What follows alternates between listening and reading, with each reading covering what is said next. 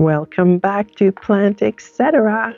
Here we are. I am so excited. It's finally April, people, and we've made it the worst part of the winter, especially for us that live in the northern hemisphere. It is March was horrible. Now we are in April. The blooms are out. The magnolias are looking great. The cherry blossoms are really completely in full bloom in all of the streets here where I live on the West Coast. It is so beautiful. You also have your daffodils that are in your garden are in full bloom. Everything is just exploding, lots of colors. It is so beautiful. And if you planted any crocuses, of course, they've been out already for a few days now. You've already seen them in your garden. It is so nice this time of year. So now we're going to go over what you should have been planting and what you should be planting for April. If you didn't have a chance to start your Swiss chard, you can still do it. You can actually probably direct seed them pretty soon. You should also look at getting your kales going and to be ready in a few weeks. So start them indoors or start them outdoors because it's getting a little warmer. Same thing for your collards. You get that going too. All these leafy greens are just so perfect this time of year where it's not quite warm yet, but it's not too cold. Of course, don't forget your spinach and everything else that we covered in one of my other videos. Just go have a look at that and you'll see the list of the different leafy greens that you can start this time of year. Okay, you're probably wondering why so late starting the tomatoes. You see, last year I started my tomatoes way earlier, like end of February, beginning of March, and I ended up with very leggy tomatoes. It is still just early April right now. I'll be starting them basically April 5th, so tomorrow I'll be getting them out and getting them ready. I am showing you a chart right now, showing you like week 1 to week 4, which is like prime. That's a month later. So by beginning of May, my tomatoes that I start this week will basically be 6 to 8 inches tall and they'll be ready. If the weather is really nice in May, then I can get them out. But you see, if it's not like it was last year when I planted them early, I have a little bit of a cushion, a little bit of wiggle room. So because they can stay indoors for another 6 to 6 weeks, they'll be 12 to 18 inches tall, which is still okay. I'm showing you some leggy pictures here of tomato plants because, you know, I started them too early. I was stuck. I had to get them out and they did suffer in the end because the weather wasn't perfect when it came to end of May last year. It's just what happens. So think about it. Start them now. You will have to decide the type of tomatoes that you want to plant. There's really 3 main categories if you think about it. You know, you're going to have your cherry tomatoes, which are great for snacks and salads.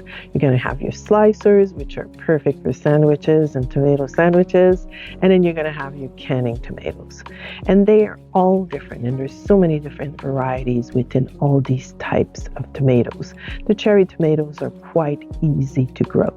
So you can consider that because you'll be picking those all summer long. They just keep going. And they are considered what you call indeterminate, meaning that they don't produce their fruit all at once. Your slicers also are mainly indeterminate. They just keep coming. They're gorgeous. They're beautiful. They're just there, right? Then you'll have your canning tomatoes. Your canning tomatoes tend to be a determinate tomato, which kind of makes sense because you do want to can your tomatoes all at once. So they'll be ready all in abundance at one time during the year, and then you'll pick them and then you'll be able to can them. Now your cherry tomatoes, which are really the easiest tomatoes in the world to grow. You can grow them pretty much anywhere. If you have a nice balcony, you can have them there. On a little windowsill, that's just as good. So there's no worry, you don't need a lot of space. And if there's one tomato that I would definitely try this year, would be a nice little cherry tomato if you live in a small space or if you have really not a lot of room to do your gardening. There's no worries, they're not going to take over your yard in any way, and you don't need to have a bunch of big trellises to keep them going. Just a nice pot, put them on the balcony and they will flourish. They are so nice that way. And now I'm going to show you some of the varieties that I use. One of the best varieties that I really love is the golden nugget. They are so sweet and so beautiful. They are prolific. They are very easy to grow and they're a little bit of a yellow tomato. Then you also have your red cherry tomatoes, which are like the tumblers and the sweet millions, which produce over over and over all summer long. And of course, you're going to need to try some black cherry tomatoes, which are also so beautiful in the garden. They look striking and so different, but once you slice them, they are just as red as any of the other tomatoes inside. The other type of tomato which is great to use and which are so beautiful in these kind of bucatini kind of salads with your nice cheese on top and a little bit of balsamic. Those are the slicer tomatoes. You will need to at least try one. They are definitely a bigger tomato to grow. You'll need to definitely have a good trellis, something solid to keep them straight, but they are so gorgeous and so great. I use this old German variety. It has a little bit of stripes on it and it's gorgeous. This yellow variety called Brandywine, which is another kind of yellow, a little different. So you need to try something different with your tomatoes. Give that a try this year. Okay, next is your canning tomatoes. Your canning tomatoes are really your workhorse in the kitchen. You are going to use them for sauces, for salsa, and of course for just canning in general and having some tomatoes. I also just put them whole in a Ziploc bag and put them in the freezer and pull them out when I need them during the winter to make a sauce. If you don't have time and you don't have time to be canning and doing all that, just save them that way. There's a lot of varieties out there, but really the main variety is the San Marzano, which is your typical Roma tomatoes. Then you also have this Red Pearl by Johnny's that you can also use. And then just to add a little bit of something different, you got the Cipolla, I think I'm saying it, Cipolla, which is also a red one. And then your Lucky Tiger, which is another variety of kind of a red and yellow Roma tomatoes at Johnny's for something different to try. Now I'm going to cover some of these other warm season vegetables that you should be growing and herbs, of course, that you should be doing around this same time, kind of like this, kind of getting a little later, a little bit more in the mid-April on. Basil. Basil is the companion for your tomatoes. You can grow them together at the same time. Start your seeds now also for your basil. I usually use the Dolly. That's really the main variety of basil that I grow. I just love it. It grows very well. You can start them by mid-April and they'll be ready to plant next to your tomatoes later on in May, late May or June. That is a great variety. The other vegetable to consider starting right now are leeks. Leeks are going to be probably ready closer to the fall, but it's a great time to start them now so you can have some great leeks later on. I'm using the King Richard version. That's what I'm going to start this year for my leeks. The next thing I'm going to start a little bit later again, kind of like in that closer to the end of April at that point, will be the zucchinis and anything that is in the squash family. For the zucchinis, I usually grow 3 varieties. I grow the Costa Romanesco, which is basically kind of like a striped version of the zucchini. It is beautiful, it's big, and it produces quite a bit. And then I also grow like a really real green one, the Noche F1, which is just pure green. And of course, a yellow zucchini. You can't go wrong with that. You know, you have to have a golden zucchini in the garden, and then you can mix them together, make a great salad or great for your barbecues. Next is the cucumber. I only grow 1 variety of cucumber, the Market More. I find that is just perfect for me because I don't have time to pick it all the time, so it doesn't get bitter for me. I don't really pickle cucumbers. Maybe if you're a pickling person, you might want to grow a different variety, but this is the variety I find very easy to grow, and it goes up on a trellis, and it looks beautiful too. Now, the other thing I grow, which is maybe a little bit more uncommon, is fennel. I grow it to actually eat it and add it to salads. I don't let it flower as much, but the tops, the kind of very high fairy kind of top that it has, it's so great to add that to a little salad on top, great on eggs and everything else. It's like eating dill, but with a little something added to it. So if you haven't tried growing fennel before, you should give that a try. I do the Florence version.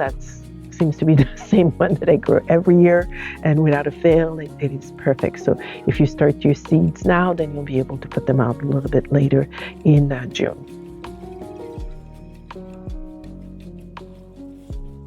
Now, this is a little bit of a sneak peek for the month of May, But at the end of April, depending on how the weather is in your area, you can start your beans. Start them inside and then they'll be ready to go out sometime by mid to late May, depending how the weather is. This year I'm going to try some lima beans. I really wanted to try that, so I'm out there. I'm going to give it a try. We'll see what happens. But all your pole beans are going to be great to start at the end of April. And give the hyacinth beans a try this year. They are just a beautiful, beautiful bean to have in your garden. They are edible, but there's different ways of cooking it. But I would say mainly for the beauty of them, just give them a try. Okay, the perfect soil for your tomatoes. That is something you need to consider. Tomatoes are very, very hungry plants. They require a lot of fertilizer. You can include some of your worm casting, of course, as you plant them. To have really a good harvest, you will need to add fertilizer. So one of the tricks I'm going to use this year for sure is to mix my fertilizer with my soil, my starting seed mix. Add some of that in there to make sure that I get a very strong tomato. So I used the Pro Mix bags to start my seedlings, and I will be adding some of that fertilizer in there. I am showing you that the Pro Mix comes with mycorrhiza included in there, and that mycorrhiza is a fungi that really helps the plants to grow and develop some really great root systems. So consider that this year by mixing a little bit of the fertilizer for your seedlings, so that way when they start to grow, they'll find something right away. After they produce their first set of true leaves, they'll have something in there already fertilizing them, and then you won't have to do anything more. I will be using these small containers again this year and then transplanting them in something a little bit bigger. Now, transplanting. Transplanting is one of the options that you have to help your plant get into a bigger container and having some good root system already developed. So I'm starting my plants in a little smaller container, then I move them into something that's a little bit bigger. Tomatoes are great for this. You can also do this with your peppers, your brassica, your lettuce, onions, of course, and leeks.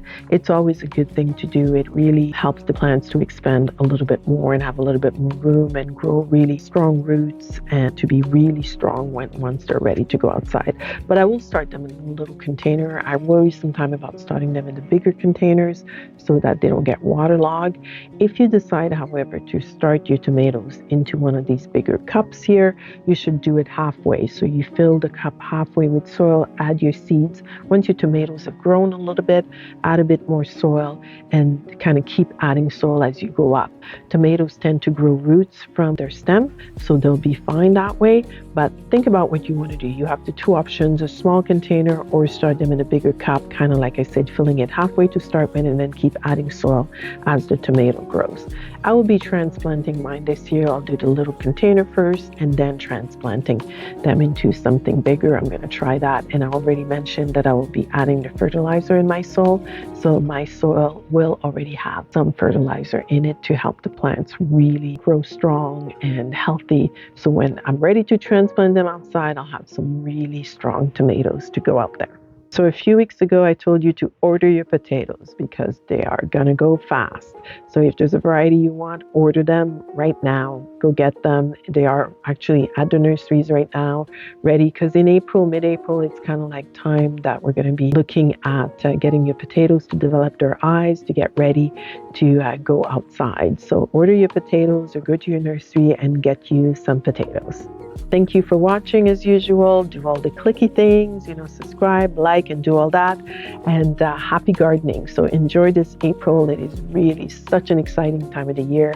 Everything you want to get done, you can get it going, cleaning your garden, starting your seeds, planting certain things even directly outside. So enjoy. Happy gardening.